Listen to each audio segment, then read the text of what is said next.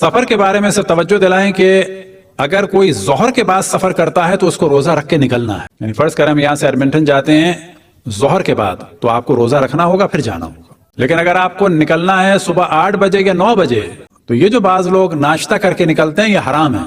उस दिन रोजा रखना होगा, रोजे की नियत करनी होगी और फिर सफर पे निकलना होगा।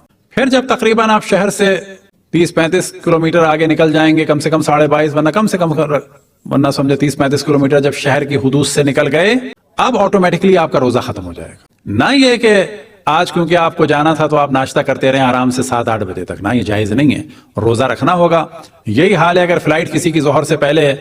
अब फर्ज कर लें कि जोहर से पहले फ्लाइट है, आपको रोजा रखना होगा और आप जाके एयरपोर्ट बैठे और फ्लाइट 4 घंटे कैंसिल हो गई और 3 बजे हो गई बाद जोहर, क्या होगा? अब आपका रोजा बिल्कुल सही है। अब क्योंकि आप अपने शहर में जोहर के बाद सफर कर रहे हैं, तो अब आपको रोजा रखना होगा।